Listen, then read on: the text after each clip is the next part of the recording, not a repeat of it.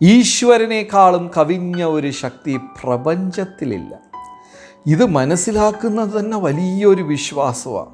കുറേ വർഷങ്ങൾക്ക് മുമ്പ് ഒരു നിരീശ്വരവാദിയെ കണ്ടു. അപ്പം അദ്ദേഹം ഒരു ചോദ്യം ചോദിച്ചതാ, ദൈവത്തിന് അദ്ദേഹം തന്നെ സ്വയം ഉയർത്താൻ പറ്റാത്ത ഒരു കല്ലിനെ അദ്ദേഹത്തിന് ഉണ്ടാക്കാൻ പറ്റുമോ? എന്തൊരു ചോദ്യമാണ് അല്ലേ.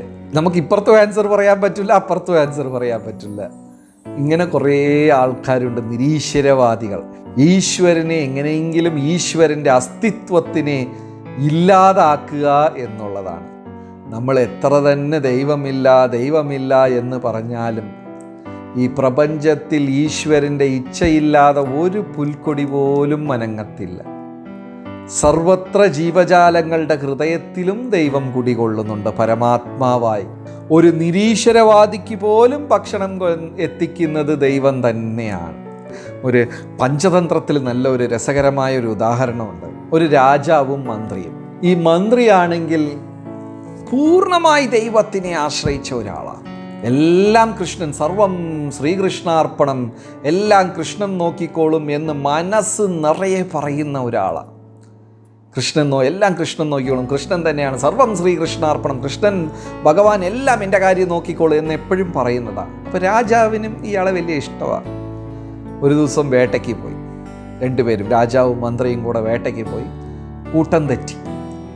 കൂട്ടം തെറ്റി ഇവരെവിടെയോ ഒറ്റയ്ക്കായിപ്പോയി. അപ്പോൾ രാജാവ് പറയാ മന്ത്രിയെടുത്ത്, മന്ത്രിയെ എന്താ ചെയ്യുക, നമ്മളിപ്പോൾ വഴി തെറ്റിപ്പോയി, ഇനിയിപ്പോൾ തിരിച്ചെങ്ങനെ പോകും, ആര് വഴി കണ്ടുപിടിച്ച് തരും, എനിക്കാണെങ്കിൽ വല്ലാത്ത വിശപ്പ്, ഭക്ഷണവും ഇല്ലല്ലോ. അപ്പോൾ മന്ത്രി പറഞ്ഞു, സർവം ശ്രീകൃഷ്ണാർപ്പണം, എല്ലാം ഭഗവാൻ നോക്കിക്കോളും, അങ്ങ് അല്പനേരം ക്ഷമയോടെ ഇരുന്നാൽ മതി എന്ന്. രാജാവ് ശരിയെന്ന് കേട്ട് കുറേ നേരം മിണ്ടാതെ. അതും കൂടെ കഴിഞ്ഞപ്പോൾ വീണ്ടും വിശപ്പ് കൂടി. രാജാവ് ചോദിക്കാറ്, മന്ത്രി എന്താ ചെയ്യപ്പോൾ, ഒരു നിവർത്തിയില്ലല്ലോ, കുറേ നേരമായി ഒന്നും നടക്കുന്നില്ല. മന്ത്രി പറഞ്ഞു, വിഷമിക്കണ്ട, എല്ലാം ഭഗവാൻ ഒരു മാർഗം കണ്ടെത്തിത്തരും, നമുക്ക് നാമം ജപിക്കാം, ചുറ്റിയുള്ള സ്ഥലങ്ങളൊക്കെ ഒന്ന് അന്വേഷിക്കാം, അടുത്തൊക്കെ നോക്കാം, എന്തെങ്കിലും ഒരു പോംവഴി ഉണ്ടായിരുന്നു. രാജാവിൻ്റെ ക്ഷമ നഷ്ടപ്പെട്ടു. രാജാവ് പറഞ്ഞു, നിങ്ങൾ എവിടെ തന്നെ ഇരിക്കൂ, ദൈവത്തിൻ്റെ പേരും പറഞ്ഞിട്ട് ഞാനൊന്ന് പോയി നോക്കട്ടെ എന്ന് പറഞ്ഞ് രാജാവ് കാട്ടിൻ്റെ അകത്ത് ഇങ്ങോട്ടും അങ്ങോട്ടും ഭക്ഷണം അന്വേഷിച്ച് ചുറ്റി നടന്ന് എല്ലാം പോകാൻ തുടങ്ങി. കുറേ മണിക്കൂർ കഴിഞ്ഞപ്പോൾ ഒരു കുടിൽ കണ്ടു. അവിടെ ചെന്നപ്പോഴും അവർക്ക് വലിയ സന്തോഷമായി, രാജ്യം ഭരിക്കുന്ന രാജാവാണ് വന്നിരിക്കുന്നത്.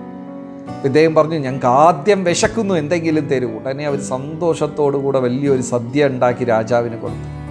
അപ്പം രാജാവ് പറഞ്ഞു, എൻ്റെ കൂടെ വന്ന മന്ത്രി അവിടെ മരത്തിൻ്റെ ചുവട്ടിൽ ഇരിപ്പുണ്ട്, അയാളും ഒന്നും കഴിച്ചില്ല, അയാൾക്കും കൂടെ പൊതിഞ്ഞു കൊടുത്തു.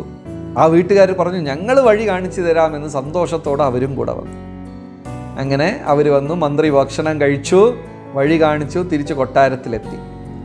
രാജാവ് ഒരു ചോദ്യം ചോദിച്ചു മന്ത്രിയെടുത്ത്, നിങ്ങൾ ഒരു ജോലിയും ചെയ്യാതെ കൃഷ്ണൻ നോക്കിക്കോളൂ എന്ന് പറഞ്ഞ് മിണ്ടാതിരുന്നു. ഞാൻ ഇറങ്ങി തിരിച്ച് ഇതെല്ലാം അന്വേഷിച്ച് കണ്ടുപിടിച്ച് ഇതെല്ലാം ചെയ്തു. ഇവിടെ നിങ്ങളെ എങ്ങനെയാ കൃഷ്ണൻ രക്ഷിച്ചത്? അപ്പോൾ മന്ത്രി ചിരിച്ചോണ്ട് പറഞ്ഞു, ഞാൻ ഭഗവാനെ പൂർണ്ണമായി വിശ്വസിച്ചു, നാമവും ജപിച്ച് കാത്തിരുന്നു. പക്ഷേ ഭഗവാൻ ഈ രാജ്യം ഭരിക്കുന്ന ചക്രവർത്തിയുടെ കയ്യിലായി എനിക്കുണ്ടായ ഭക്ഷണം കൊടുത്തയച്ചത് എന്ന് സന്തോഷത്തോട് പറഞ്ഞു. അപ്പോൾ പൂർണ്ണ വിശ്വാസം എന്നും പറഞ്ഞ് മടി കാണിക്കണമെന്നല്ല, പൂർണ്ണ വിശ്വാസമുണ്ടെങ്കിൽ അവരുടെ ജീവിതം ഭഗവാൻ നയിച്ചു.